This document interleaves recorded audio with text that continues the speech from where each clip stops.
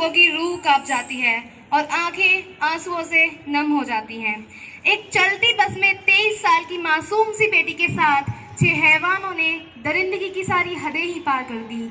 हम बात कर रहे हैं निर्भया केस की। आज हम आपको इस केस की कुछ ऐसी बारीकियां बताएंगे कि कैसे उन दरिंदों को हमारे संविधान की सहायता से सजा हुई और कैसे निर्भया को न्याय मिला। आज कुछ विद्यार्थी इसी केस से संबंधित आपको वह दृश्य दिखाना चाहते हैं जब निर्भया के अपराधियों को सजा दी जा रही थी। जैसा कि हम जानते हैं, मेरी क्लाइंट आशा देवी की बेटी निर्भया के साथ बलात्कार हुआ, जो बहुत बड़ा अपराध था, अपराध है और अपराध रहेगा।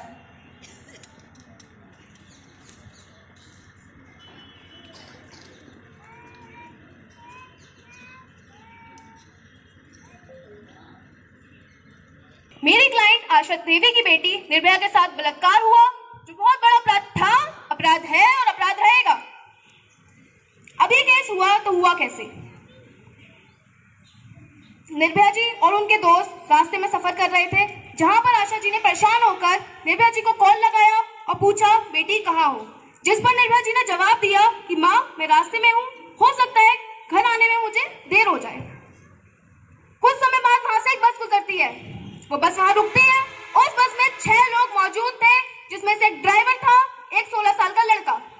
16 साल का लड़का उस बस में से उतर के आता है और पूछता है कि दीदी कहाँ जाओगी? उस पर निर्भया जी का जवाब होता है कि हम द्वारका जाएंगे।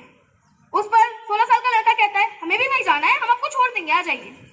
ना चाहते हुए भी उन्हें उस बस में चढ़ना पड़ता है। बस चलने के बाद कुछ लड़के, जो 5 लड़के थे, वो बदतमीजी करते हैं निर्भया जी के दोस्त के साथ, मारपीट करते हैं, जिस दौरान उनके सर में रोड मार दी जाती है और गंभीर हालत में वो बेहोश हो जाता है। उसके बाद निर्भया जी के साथ छेड़छाड़ की जाती है, बदतमीजी की जाती है और उनका रेप कर दिया जाता है और बस से फेंक दिया जाता है। उसके बाद उन्हें अस्पताल ले जाया जाता है। पुलिस इन्वेस्टिगेशन करती है, मां से पूछताछ करती है। आशा जी के पास कॉल आता है। आशा जी घबराती हुई अस्पताल जाती है और अपनी बेटी को झुंझुनाता हुआ, कांपता हुआ देखती है और मौत की हालत में देखती है और वो लड़की मर जाती है। योर ऑनर, इन जैसे जानवरों का इस संसार में, इस समाज में, इस दुनिया में रहना मान्य है और किसी अपराध से कम नहीं। I objection, my lord. मेरे सहयोगी वकील का मैं विरोध करती हूँ। ये जो कुछ भी बोल रही हैं वो सरासर झूठ है। जैसा कि संविधान में यह प्रावधान है कि हमारे ऊपर कोई भी झूठा मुकदमा चलाया जाता है तो हम अपने बचाव में अपना पक्ष रख सकते हैं। माय लॉर्ड, मैं आपका ध्यान उस रात हुई घटना पर केंद्रित करना चाहूंगी। मेरे क्लाइंट अक्षय ठाकुर का कहना है कि जिस रात ये घटना हुई वो वहां मौजूद नहीं थे। ये कुछ सबूत है जिससे साबित होता है कि अक्षय ठाकुर 15 दिसंबर की रात नई दिल्ली के रेलवे स्टेशन से 1:30 बजे अनुग्रह रेलवे स्टेशन बिहार की ओर रवाना हुए।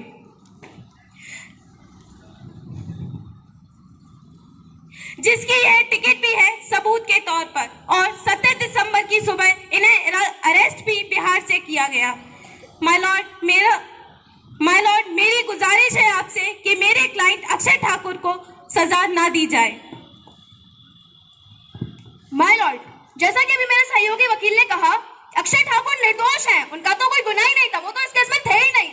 योर ऑनर, मैं इनसे पूछना चाहूंगी, अगर वो इस केस में नहीं थे, उनका कोई गुनाह नहीं था, तो उनका इस केस में नाम आया तो आया कैसे? क्या वो सारे इन्वेस्टिगेशंस, क्या वो सारे सबूत झूठे हैं, या वो राम सिंह के बयान जो राम सिंह ने दिए थे वो झूठे हैं?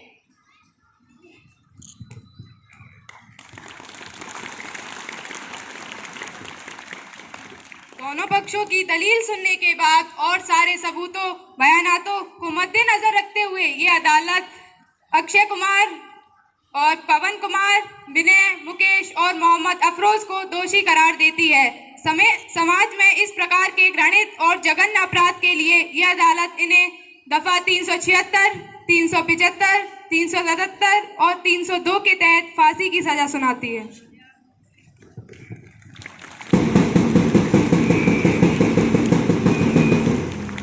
इसी दौरान निर्भया के गुनहगारों को फांसी देने और निर्भया को न्याय दिलाने में 7 साल का समय लगा।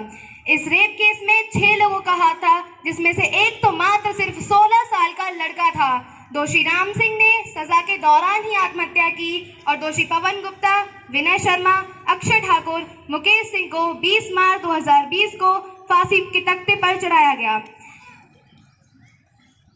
दोषियों को फांसी के तख्ते पर पहुंचाना निर्भया की मां के लिए आसान नहीं था। उन्हें एक कानूनी जटिल लड़ाई लड़नी पड़ी, पर आखिरकार 7 साल बाद निर्भया को न्याय मिला। अब आपके जहन में एक सवाल होगा कि उस 16 साल के लड़के का क्या? आइए हम आपको बताते हैं कि उस 16 साल के लड़के के साथ क्या हुआ। योर ऑनर, जैसा कि हम जानते हैं, मेरी क्लाइंट आशा देवी की बेटी के साथ बलात्कार हुआ, जो बहुत बड़ा अपराध था। अब उसमें 6 लोग अपराधी थे, जिसमें से 5 को सजा सुनाई गई फांसी की, लेकिन उसमें से एक 16 साल का लड़का था, जिसे रिहा किया गया क्योंकि वो मासूम था, नाबालिग था, बच्चा था, उसे तो कोई समझ ही नहीं थी। माय लॉर्ड, अगर उसकी कोई गुनाह नहीं था, अगर उसने कोई अपराध नहीं किया था, तो सारे इन्वेस्टिगेशन झूठ बोल रहे हैं। आवर कॉन्स्टिट्यूशन एंड जस्टिस, हमारा संविधान और हमारा इंसाफ कहता है everyone is equal in the I of law. अगर सब एक हैं, तो 6 को फांसी होनी चाहिए। योर ऑनर, मैं आपसे गुजारिश करूंगी कि फांसी उस 16 साल के लड़के को भी होनी चाहिए। माय लॉर्ड, मेरे साथी वकील को इतना भी नहीं पता कि माइनर के लिए कैपिटल पनिशमेंट नहीं है। जज साहब, मैं आपका ध्यान उस रात हुई घटना पर केंद्रित करना चाहूंगी। जिस रात ये घटना हुई, उस समय तक ऐसा कोई कानून नहीं था जिससे किसी को कैपिटल पनिशमेंट दिया जाए। अंत में गुजारिश करूंगी कि इसे फांसी ना दी जाए। जज साहिबा, ये कैसा न्याय है? जब उन 6 लड़कों ने मेरी बेटी के साथ इतना घिनौना अपराध किया, तो सजा भी उन 6 को होनी चाहिए। अरे जरा रख कर देखिए खुद को मेरी जगह, कैसा महसूस होता है जब खुद की बेटी के साथ ऐसा हो। अरे जरा सोचिए, कैसे वो उन हैवानों से लड़ी होगी, कितना दर्द हुआ होगा उसे, कितना चिल्लाई होगी वो। जज साहिबा, मेरी बस आपसे यही गुजारिश है कि आप मेरी बेटी के कातिलों को कड़ी से कड़ी सजा दें।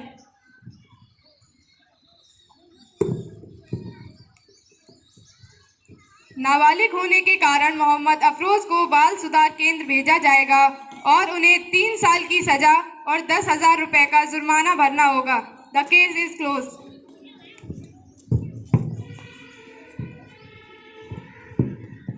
सुनवाई में फैसला हुआ कि उस 16 साल के लड़के को 3 साल की सजा होगी और उसे 10,000 का जुर्माना भरना होगा। इसी प्रकार निर्भया को पूर्ण न्याय मिला। इस केस के बाद हमारे संविधान में कुछ संशोधन हुए कि 86,000 मतों के बाद अब अगर कोई भी नाबालिग दुष्कर्मों की हद पार करता है, तो उसे भी आम इंसान की तरह सजा होगी। यानी कि अब जो भी यह दुष्कर्म करते हैं, तो उन सभी को एक जैसी और कठिन सजा होगी। इस केस के बाद हमारे संविधान में कुछ और भी संशोधन हुए, जैसे महिला बाल विकास मंत्रालय सुरक्षा के लिए 24 घंटे हेल्पलाइन नंबर की शुरुआत की।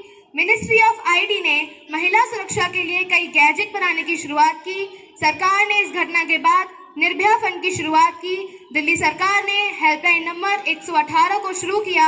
20 मार्च निर्भया न्याय दिवस के रूप में मनाया जाता है।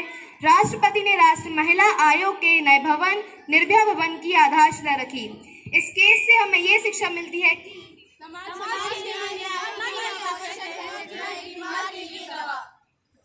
जय हिंद।